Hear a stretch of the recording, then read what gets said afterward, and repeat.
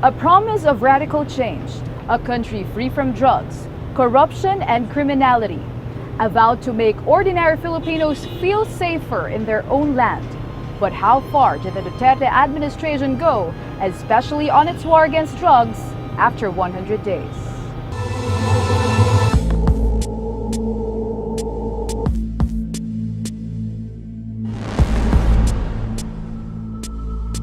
If you do drugs in my city and destroy the youth, I will kill you.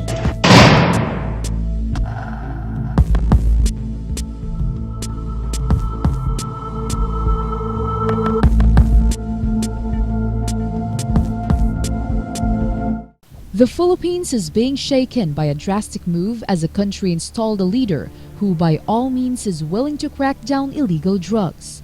In a span of 3 months, many are being killed every day. Some who were killed were said to have either resisted police arrest or are victims of vigilante killings. The government's all-out war knows no social ranking, from the high-profile groups to the poorest communities. No one is exempted. According to the Philippine National Police, since President Rodrigo Roa Duterte assumed office up to the first days of October, a total of 22,387 drug personalities have been arrested in 23,474 operations under Oplan Double Barrel. At least 3,441 individuals died. 1,375 in legitimate police operations, 2,066 deaths under investigation. Meanwhile, under the Oplan Tokhang, the police visited 1,601,691 houses of drug users and pushers, leading 732,115 drug personalities to surrender. The proliferation of the extrajudicial and vigilante killings have been subjects of criticisms by the international communities like the United States, United Nations, and the European Union. Even Philippine legislators expressed alarm on the overwhelming surge of drug-related deaths. However, President Duterte remained unfazed. So I do not expect the human rights, I do not expect Obama, I do not expect the EU to understand me. Do not understand me. And if you think it is high time for you guys to withdraw your assistance, go ahead. We will not beg for it. Mr. Duterte eventually revealed drug lists containing generals, politicians, soldiers, and other government officials.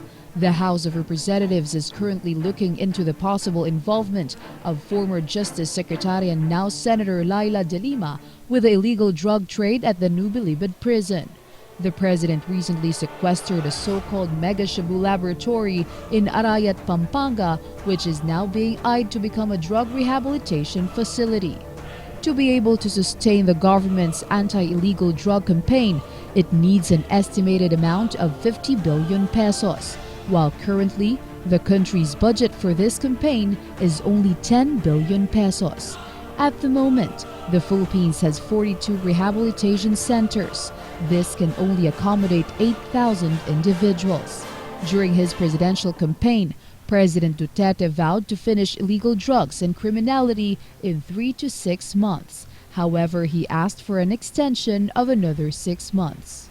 In the latest SWS survey, 84% of Filipinos were satisfied with the drive against illegal drugs.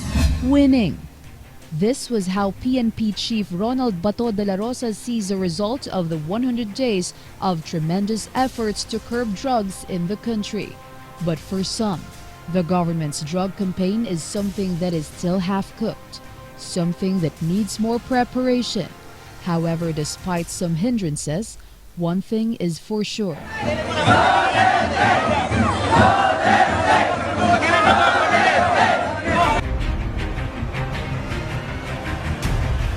The landslide victory in June has put to power a president who has no time for any single complacency to deliver, by all means, the promised radical change.